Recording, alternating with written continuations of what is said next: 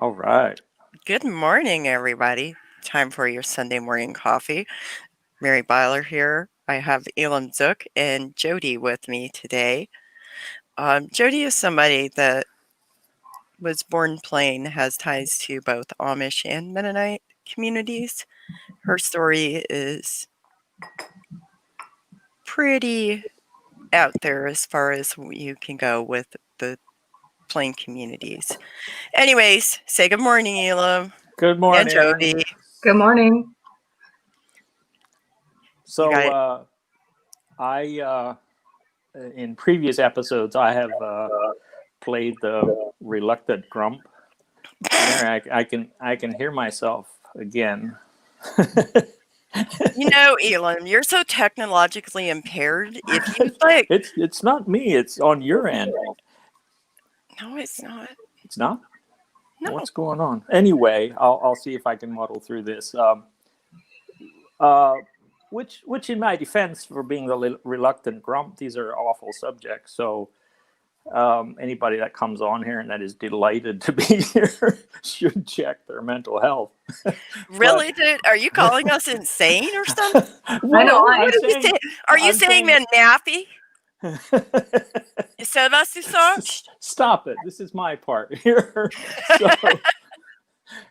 So anyway, that forced Mary to be the host and ask the questions, and my ego is big enough to assume that I have the answers. But this morning we're going to try to create a little bit of different format for a little bit, and I'm going to introduce Mary, and I have a couple comments about the show. So what I want to say about Mary is that she's a survivor. She is the kind of survivor who, when she finally got the attention of the civic authorities, 3 of her immediate family ended up in jail. 2 more were charged and got these sweetheart deals. But Mary survived that. It's worth pointing out that Mary's family wasn't the only one that let her down. There was a doctor who had evidence she was being sexually assaulted and failed to enact the intervention, and Mary survived that.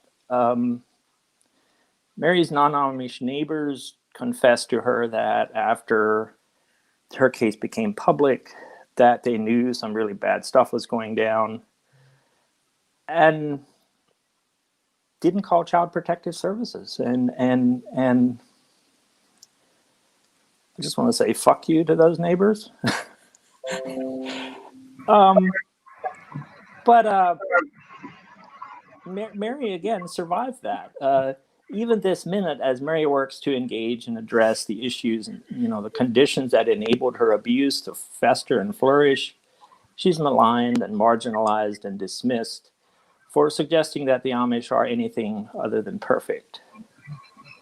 The purpose of the work that we're doing, the point of this program is to make sure that Mary survives this too, that all of us affected by this barbarism survive. The reality of many plain community abuse survivors, I hear an echo again, is that similar to the survivor rates and issues affecting the LGBT community or other minorities, many of us won't make it. Don't expect me to back up my claim by referring to reputable studies, because the savages overseeing the kind of sociological research that would identify the despair in our midst would rather pander to studies indicating our people's genealogical supremacy, despite all the evidence to the contrary. The reality is that in the face of all this savagery many of us have been subjected to, some of us will die, and this monstrous indifference assails us generation after generation, it needs to be said that these are the conditions that produce extremism. Looking for an antidote to this nightmare we're trapped in is what this production is about. We are seeking a better way. Please join us. Please support us. And to further my role as the host, I have a question for Mary about shunning. we're going to be talking about shunning this morning, and um, what a specific question I want to ask Mary is not her own shunning when she left the community, but shunning is a tool used by the Plain community as a form of discipline. And I want to ask Mary what, when she came to her parents as a child and said, you know, this thing is happening to me, help me. And when she came to the church and said, you know, when her perpetrators were disciplined by the church, what happened? And I'm just going to quick make it a two-part question. There's this idea in the dominant culture that the Amish should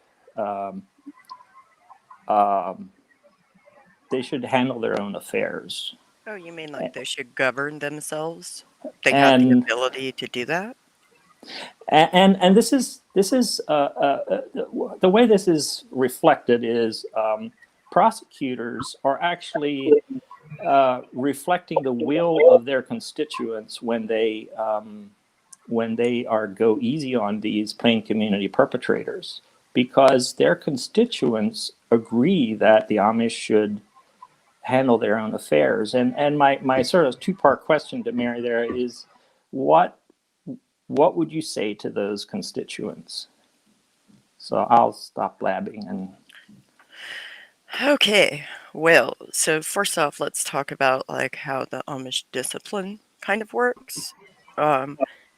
So for example, Elam talks about like me going to my parents. So first off, I went to my parents multiple times with the abuse, because this abuse went on for a period of over 15 years. And, you know, part of it is that it was completely dismissed. I was blamed for it. And then when I told, it got worse.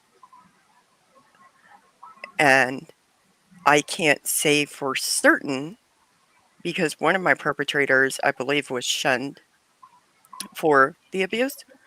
But I can't say for certain because I wasn't a church member. I wasn't baptized yet.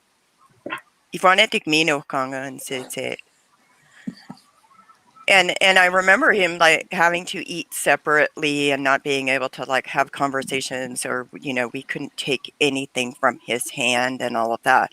So yeah, he was shunned. But at the end of the day, like, that made all of those things, like every time I told, every time I asked for help, every time I tried to make it stop, I was blamed. I was told that I should be glad I wasn't impregnated.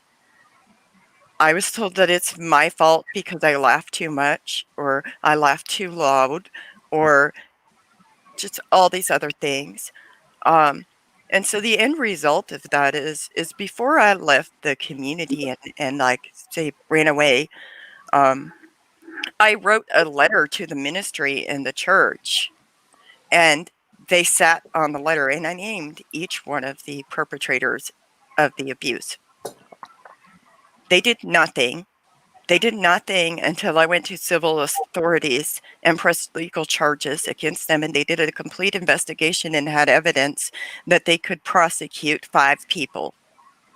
They did nothing. And then they shunned them. And after they shunned them, you know, 2 of the perpetrators actually tried to jump bail, and that's the ones who went to prison for sure.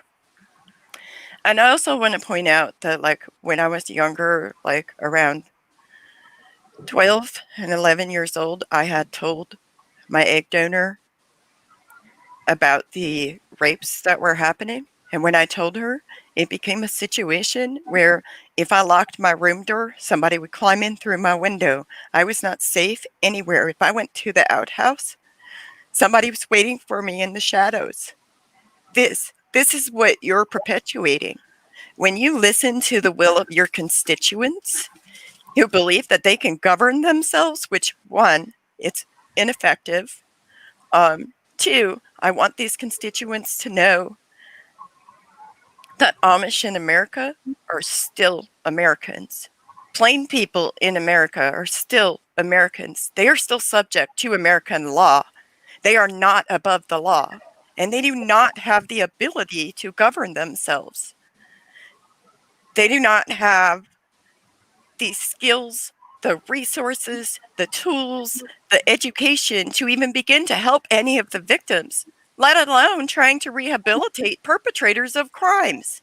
They don't have those things. And every time prosecutors elect to not fully prosecute, or they give one, like in the case of the prosecutor in the Missouri case that just happened last fall, in that one, the prosecutor advocated for the perpetrators. He did an injustice, a gross injustice to a victim. And when you do that, you are part of the problem. You are complicit in creating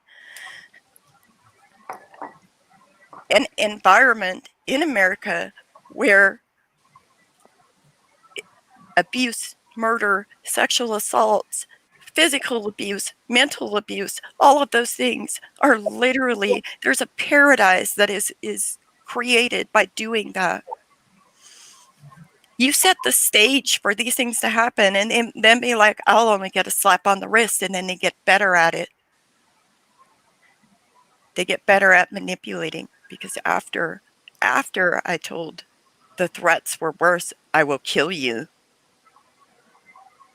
I will kill the whole family. I will do all of these things. That's So what your abusers told you.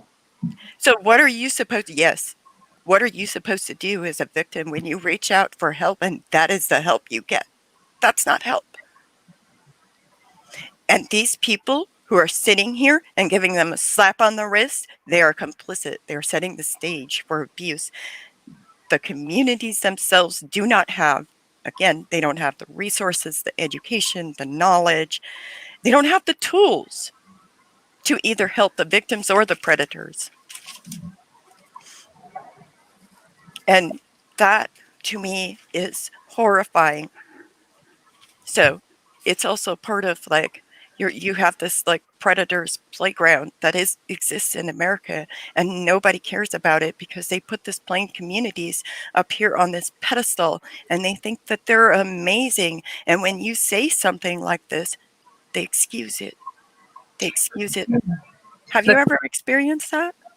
The community that I come from, if you have the right name and you have the right amount of money, if you get arrested by the police, nothing happens. It doesn't matter what your infraction was or what you'd be charged with. Nothing happens just because of your name and your money. And it's sickening.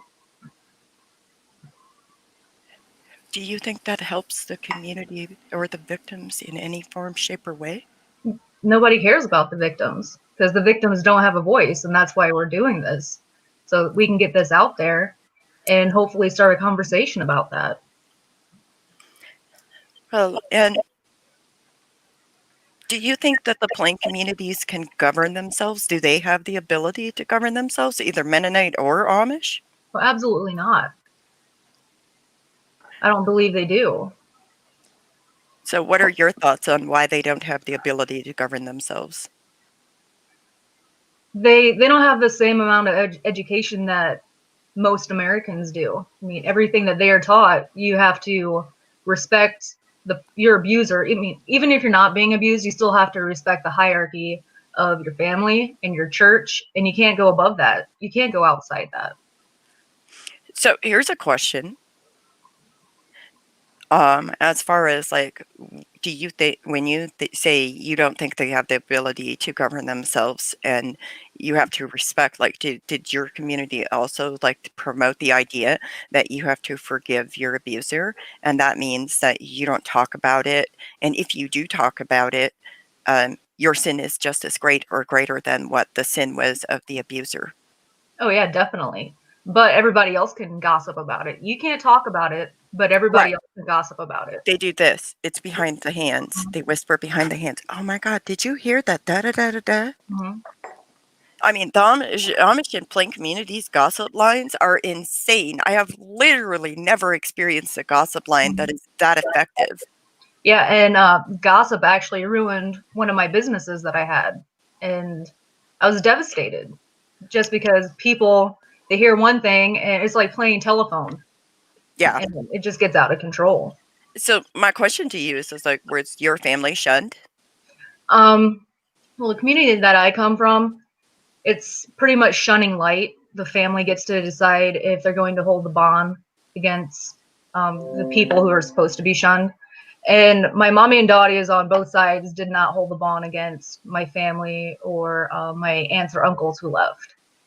I actually come from a pretty good family. But that being said, there are still psychological games and reminders of broken oaths all the time. And you're just made to feel small and like you don't matter. Because you're not allowed to have a voice as a woman. Mhm. Because as a woman, you can't read or comprehend the Bible, and you can't make decisions because you're a second-class citizen. Everything you do is literally ruled by the men in your life. So, I mean, personally, I've seen victims of sexual assault have the exact same disciplinary action as a church member, as their perpetrator of the sexual assault. What do you think about that? Like, did the shunning actually work? Have you ever heard of that? That Um, the victim is guilty. What I think Chris is commenting there, that they're blamed for tempting your brother in Christ or something Right. like that. mhm. And they punish you if you're a church member. Like when my perpetrator, that's not my brother. When my perpetrator was shunned, I was not a church member because I was not baptized. And I was not shunned per se, but like I got a spanking, you know, until submission, the way they always say. Wow. And at the end of the day, like it's the fact of like when you get disciplined for being violated, what the is that message you're sending? You're sending a message to the victim that because you happen to be in a place, in a position where somebody had the opportunity and was granted, and first off, like by the plain communities, by the English communities around them, by the justice system, and by DHS, all of these people have literally set the stage for you to be sexually assaulted and a victim of physical assault, mental abuse, all of those things. And so what you had the misfortune of being born into that or being placed into that situation, and now you are blamed. It is your fault that this happened. That's the message they're sending. Yeah, it's victim blaming because if you can push that off onto the victim, then nobody has to be held responsible. You have to make somebody feel guilty, so why not make the victim feel guilty? And then the other part that I want to point out to our audience is that even though they get shunned, they only get shunned for a period of time. And then they confess in front of the church. And they still allow the perpetrators and the victims to stay in the same home. They don't even remove the perpetrators. More than likely, if they remove anybody, they're going to move the victim because the victim is enticing people to sin. Thank you, Mary. I've been waiting a long time for this moment, and it's a very powerful thing. I can intellectualize this idea that these sexual assault issues of children are the plain communities, like their Achilles heel. They're just unable. It's their weakness. They can't address it, and it doesn't mean nearly as much if I just sort of spell it out and say it than when an actual survivor describes it. And I'd like to ask you, Jody. Part of my question to Mary was, the issue is that these district attorneys, these prosecutors and judges, they're elected officials, part of the reason that they give these light sentences to plain community perpetrators is that their constituents, the people that elect them, actually want that. They believe the Amish should govern their own affairs. And my question to Mary was, what would you say to those constituents? Because we can yell and scream at the judges all we want, or the prosecutors, but as long as they're doing the will of their constituents who put them in power, nothing's going to change. So our task is to persuade those constituents to not want that.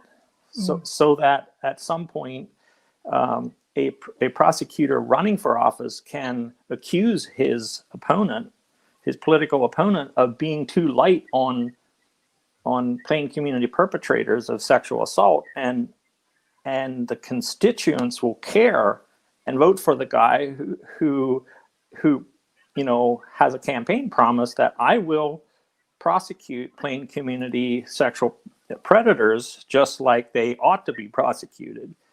And so our task is to persuade those constituents. And my question to you is, what would you say to them? What would you say to those people who believe the Amish should govern their own affairs? Well, I don't really know what I'd say, but the only thing that we could do is just show evidence of the horrendous crimes that happen inside the Amish church that don't get taken care of, because the bishops or whoever tell the prosecutors or whoever's on a case that they'll take care of it. They don't take care of it. There's no accountability. There needs to be accountability within the church, and there is none. So why not take the power away from the church? And it needs to be governed like everything else in America. And another thing that I think needs to be implemented is sex education. Because if kids knew what sex actually is and they knew about their bodies, they'd know that it is wrong, that they don't have to put up with this. You have a choice. It is your body. Nobody gets to touch you. And if somebody does, you need to go to the authorities. I mean, you can't trust most people in the church. So people need to know how to use their voice. And yeah, that we've talked about safe touch, and the need to teach that. It needs to be taught, and the context that we talked about it in is as we grow a little healthier in our traumas, we're thinking of the people that are still abandoned, and the effort to respond to that turns into a rescue operation. And I've characterized it as people are drowning in the river, and so we are going out to rescue them. But it's also important to consider going upstream and figuring out why those people end up in the river. Why don't these children have flotation devices? Why weren't they taught how to swim? Why aren't there any lifeguards? Blah, blah, blah. And safe touch is one of those. I'm using an analogy or a metaphor or whatever, but safe touch is, why haven't those children been taught safe touch? And anyway, you make a very important point about sex education. So here's my question. Joe, did you, when you were growing up, did you know the names? Did you speak Pennsylvania Dutch or some form of Dutch? Yes. Did you know the names of your private body parts, like vagina, etc.? I did, because I went to English school. I went to public school, so I was taught. Lucky you. You are lucky. But that is awesome. Well, my parents, they were in Rumspringa when they had me, and they didn't get married until I was like 4 or 5. And so I wasn't ever technically Amish, and I went to public school, but I still got to experience shunning and all of that. I experienced all of it. And so I was in 2 different worlds dealing with 2 different things just in between. But yeah, I was taught about sex education at school, and I think it's very important. It is so important. It really is. Because at the end of the day, like I had no words for what was happening to me. And then like another thing, like the when you talk about people that are born in, they stay in that society and they don't go to public school. Like I went to a one-room schoolhouse. I had a teacher that had an 8th grade education, and that's because of Wisconsin versus Yoder. But anyways, like going back to like that, like the lack of appropriate safe touch, non-safe touch education. There's also a lack of language around that.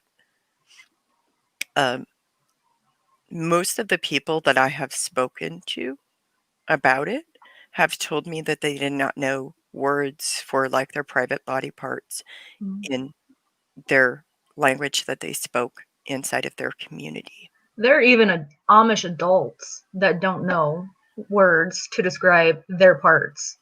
I mean, I work with a bunch of Amish men, and they're absolutely disgusting. And they don't even know the words for their parts in Dutch. They always use English words. So where's the disconnect there? Yeah. And then there's also the case can be made that like um If you ignore it, it doesn't exist. Pretty yeah, much. they do that. They ignore that. But anyways, let's kind of define what shunning is. When you think about shunning, like what is shunning? I think shunning is a way to isolate people and make them feel so alone and so small that they have to go back to what they know. Because if you were put out into the wilderness without any tools and you don't know how to go make a living in the world, then you'll come back. That's their plan. Yeah, but Make you feel isolated. this is getting into the sort of the realm of Rumspringa, but when your only idea of what Rumspringa is to get drunk, that's not very appealing, especially after maybe the the fifth time of doing it. And so if that's your concept is to get drunk and party and do drugs or join the church, I mean, how difficult of a choice is that? It may last for a little bit, but our concept of what what this actual choice is about is really distorted, because it's actually not a choice. Anyway, that's a little bit off topic, but shunning, shunning is a part of Anabaptist history from the very get-go. And what I'd like to just take a moment to point out is that it was sort of on the books. They would sort of institute that shunning needs to happen, and how it played out is that the people basically said, "Yeah, we don't really like to do that," and sometimes I think people's expression of how they choose to enact values is important, and that's the Anabaptist story. Is there always was this issue of how do we handle believers who don't conform. And I just want to make a point about this. After I became non-conforming, I joined the Unitarian Universalist Church. And over the years, it's been, criminy, I don't know, it's almost 30 years since I left. But over the years, I became involved administratively. I served on their board and other sort of administrative committees and stuff. And I know that in my time there, the board created a policy to excommunicate people. And it was mostly about having the power to not let disruptive people influence church policy and stuff. But my point is, there's nothing wrong with people setting a boundary of, this is what we aspire to, this is who we want to be as a people, and if you don't conform or show an interest in upholding those standards, there's nothing wrong with making those people non-members. The issue is then shunning them. That, you know, because that's what happens. What happens with shunning with your brothers, Mary, is that shunning was used as a momentary disciplinary measure. If they confessed, it was removed and they were full members again. But shunning is not just taking away membership; it's punishing, and it's a medieval sort of archaic practice that should never have survived the centuries of our evolution of how we think about religion and God and stuff. But it has, and it's a unique, well, it's not really a unique Amish problem, but the extent that the Amish and plain communities believe they are justified in this, in weaponizing shunning, is a problem. It's a lot of the sicknesses and dysfunction and trauma at the heart of the plain community is directly tied to their sort of Wild West legitimacy to practice this 15th century ideology, and they just need to freaking dial it back and say, you know what, this was a thing that was a part of our history, and you know, if you just give me another couple minutes here on this. One of the things that is a major issue of the plain communities is genetic anomalies that affect, it's a broad spectrum of illnesses, some of them deadly, some of them just tragically debilitating. And it's because of the limited gene pool. And the reason for the limited gene pool is shunning. Back in and it wasn't always this way. This is the important thing to remember. Shunning wasn't always instituted. It was sort of a part of their history, but much of that history they said, yeah, we don't really believe in it and we're not going to practice it. And then some hard-ass knucklehead comes along, like Jacob Almond for one, and made it a point of piety to institute it again. But can I interrupt real quick? I have a question. Yes, go ahead. In your communities, do they adopt children to fortify the gene pool? Because I know that's something that happens around here, is they adopt children into the Amish community. My great-grandpa was actually adopted into the community. No. I don't know a single child. It's not a big thing in Lancaster. Lancaster is notorious for being a very difficult community to assimilate into, particularly for adults.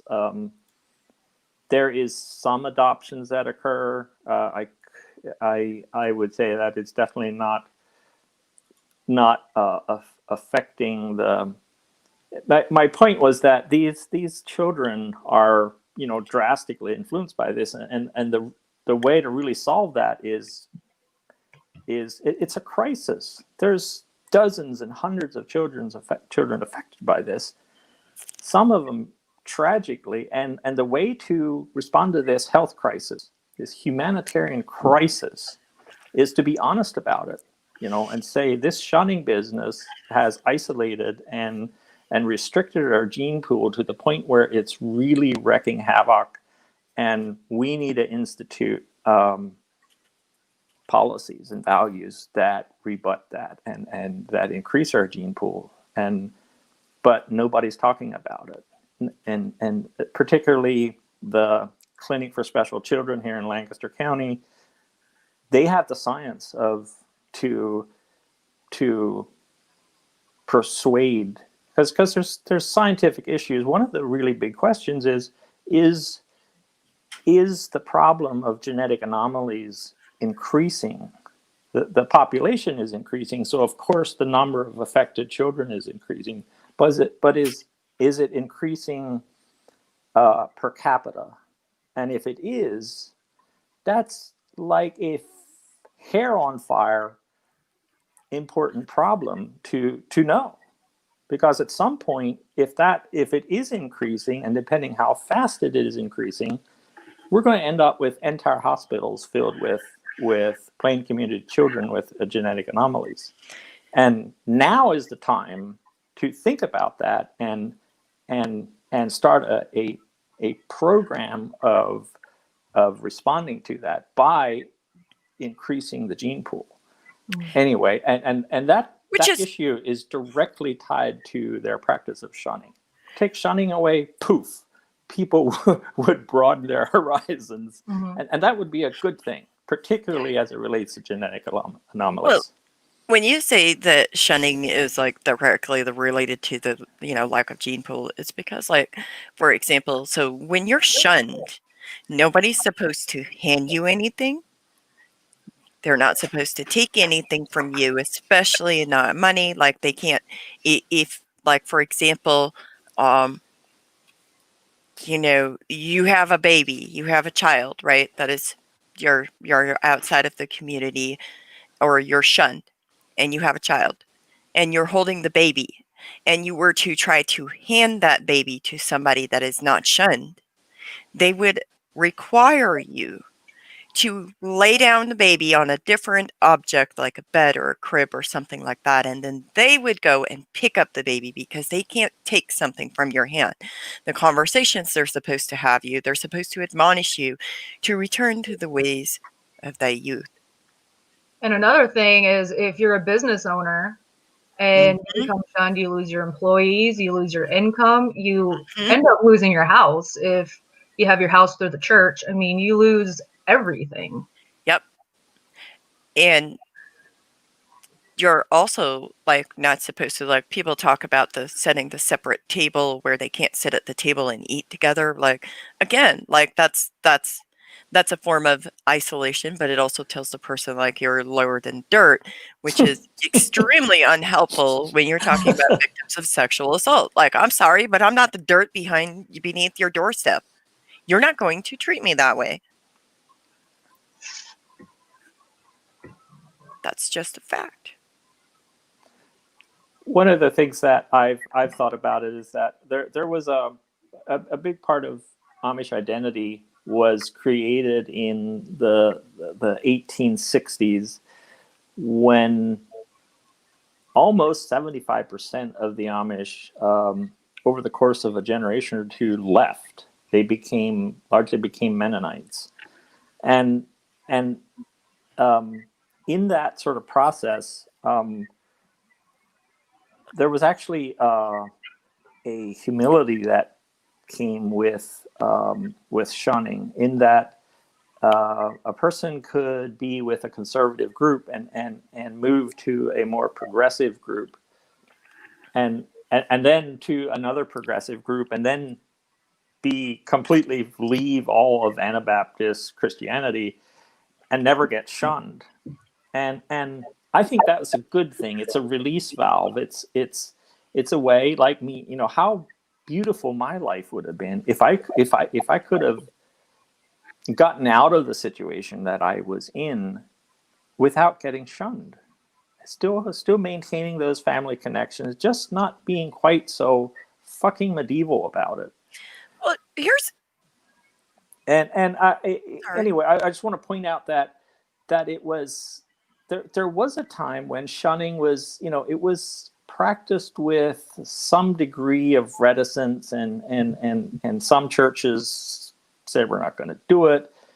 And then in the 1930s, 1950s, it sort of became came back with a vengeance, and they started priding themselves on practicing it, and it became this really hardcore thing where you couldn't leave a church and join another Amish church if you weren't in good standing with your bishop. And it created this really medieval iron grip on people, which again, it's it's destructive for this sort of social evolution that's needed around these issues like sexual abuse.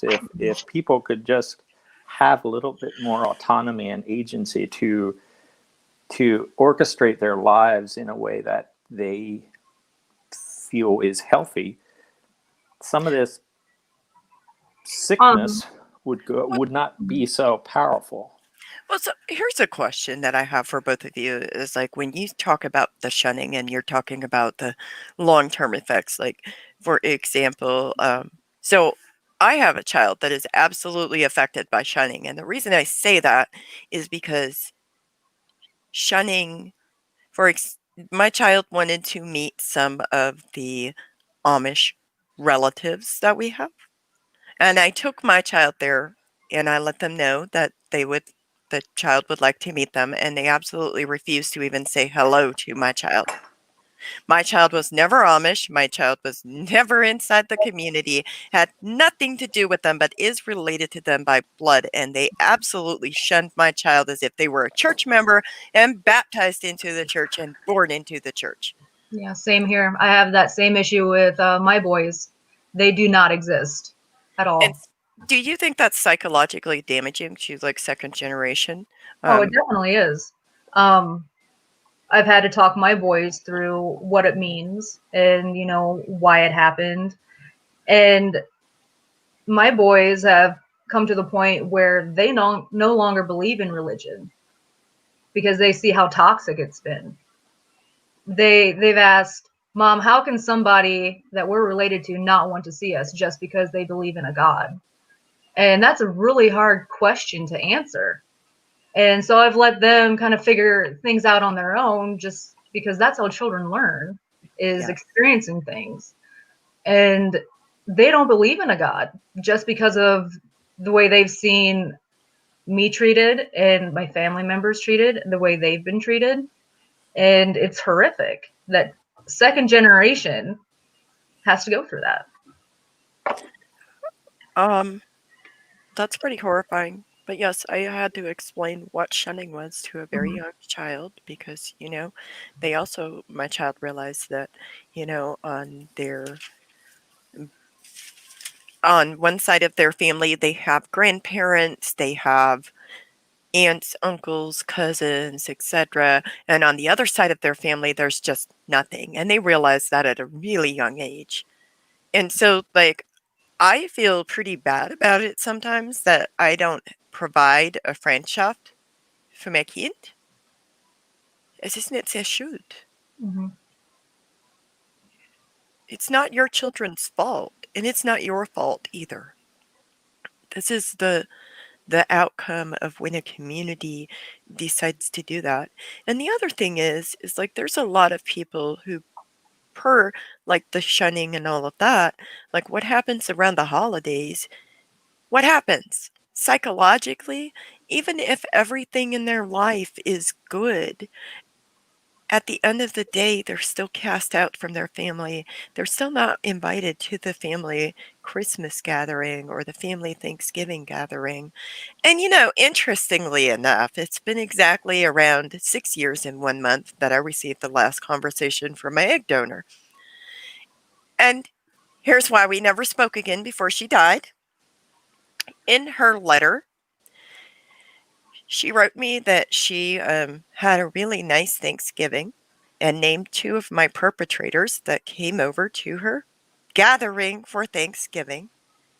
And it was so wonderful. And there's no hope for my soul. She connect love she in hoagie. And I kind of said I will never put myself in that or open myself to that kind of conversation again. Because that was extremely hurtful. It was very much victim blaming. And it was almost like she was rubbing my nose in it, that the perpetrators of my abuse are welcome in her home. They are accepted within the community, and I am cast out. And when I went to my brother's funeral, they sent 12 men out to escort me off the property because it's my fault that the perpetrators of my abuse went to fucking prison. That's not my fault. But that's what happened, and that's how the community treats them versus how the community treats me. It's That's horrifying. that's some bullshit. Well, in my situation, my family, I've come from a really good family. Everybody loves each other. We're all invited to Christmases and Thanksgivings and stuff. But the reason my son doesn't get to see the other side of his family is because I decided not to be a part of a toxic relationship with somebody from the Amish community. Oh my. And the gossip and the threats ruined me. And I still can't wrap my mind around why that would happen to somebody who's not even a part of the church, never went after the church. And still, if you do something that they don't agree with, if you don't marry your abuser or have a relationship with them, you're the person that's in the wrong. And that's really hard to deal with. Well, it's sad because it's almost like you're in a similar situation. Like it's literally like you're guilty by association. Yeah, exactly. That's exactly what it is.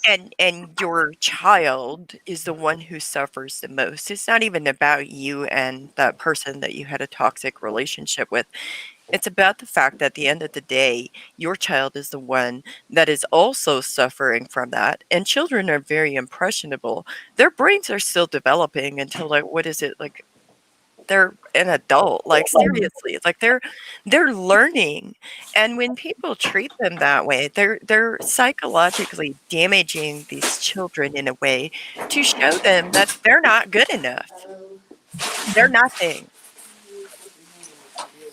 Yeah, I exited or relinquished my compliance status when my kids were 10 and 7 and 5 or 6 or something like that. And you know, I don't know exactly how much it affected them, but it really did leave a mark to some degree that they have mentioned about just that.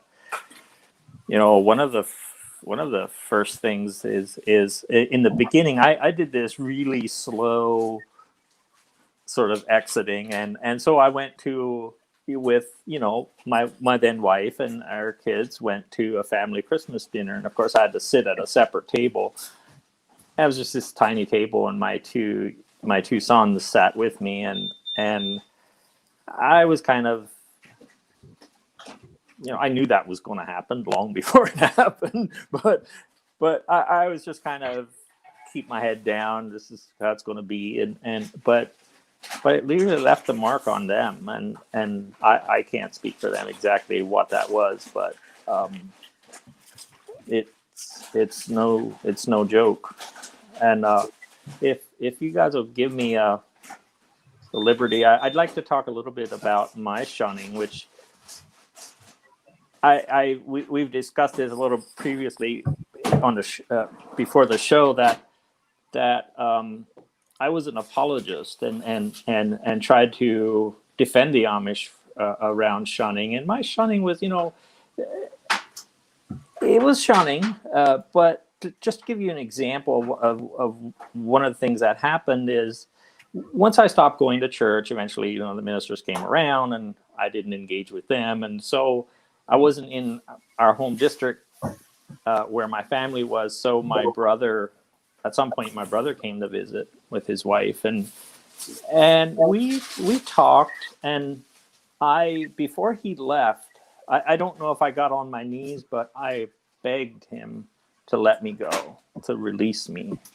Don't try to hold me back. Just let me go. And he couldn't, and he told me he can't do that. And at my mother's funeral, at the graveyard, he came up to me and said, "I'm ready. I have released you." And that meant something. There was still the formal shunning, and he was probably stepping outside of what was appropriate for him as a somebody that's supposed to uphold the values. But anyway, I just wanted to say that happened, and that it wasn't all this harsh medievalness. But one of the things that happened with that is I then became an apologist and defended the Amish, and we used the term, what was the terms for when a prisoner sort of likes their Stockholm syndrome. Stockholm syndrome. And that's what it was. And as I've processed these issues, and I've been a part of a class where we studied the Amish in college, and I've come to terms like this shunning thing is just no good, and I should not be, because at that point, and even now, I'm mature enough to sort of survive and create family of my own that's not blood family, and I can kind of cope. But what's the problem with that is that not everybody is in that position. There's young people. There's people who don't have that luxury of being mature enough, or whatever term you want to use, and they're abandoned. And if I pretend, oh, it's cool, I'm cool, I'm abandoning them too. And so I came around to recognizing I need to speak up about this. And I just wanted to say that. For anybody watching, if you no longer have friendship and you need a family, I am willing to be your family. I mean, this is a community. We're trying to reach people who are alone. And I am willing to be that family for you. Yeah, I think that's a very important thing, that and it partly has to start with, like me, recognizing that I'm part of the problem, that when I defend the Amish around shunning and make light of it, that's alienating those vulnerable people who need somebody in their corner. Mm-hmm. Yeah, it is. And same goes for me, what Jody said about being friendship. We are all in this together. I know that for me, I have a pretty good support system nowadays. It's kind of amazing. But there's always room at the table for others who have experienced this type of shunning. I also know that for example, there is a big lack of discussion around like LGBTQ Amish people or plain people. And there is a Facebook group that is specifically for them. I will put the link in the comments for you. Another thing is when you talk about the Universal Declaration of Human Rights, I've put a link in the comments to that. I want and I challenge each of you to think about the Universal Declarations of Human Rights and ask yourself, like, did your plain community violate any of these rights? Do you have anything to say about that, Joe? Yeah, I went through the rights, and I mean, there are a lot of them that were violated in the community that I come from, but there were 6 major ones. And Article 20 says no one shall be compelled to belong to an organization. You do not have to be strong-armed into being Amish. You shouldn't have to feel like this is your only choice.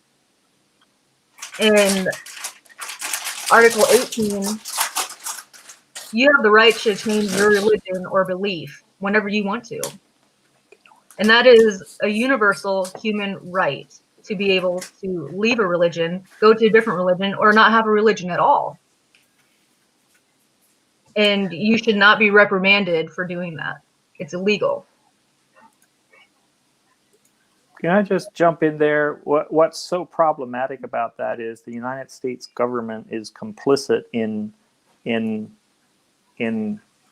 enabling this religious authoritarianism, and the court ruling Wisconsin versus Yoder is an example of that. They're on the side of the religious extremists, and it's one thing if there's some religious extremists. But if there's a community around them that doesn't really buy into it and works as an antidote to that. But the problem with many of these cases like Mary, and just so many, myself included, I just very recently realized that I have childhood memories that can only be interpreted that I was sexually assaulted by a chiropractor. And I have almost no memory of it. It's just these patched together memories. He drugged me. And so I have no experience of the actual, anyway, I'm not going to get into those details. But the thing that really affects me is that my memories also indicate that my parents didn't do anything about it.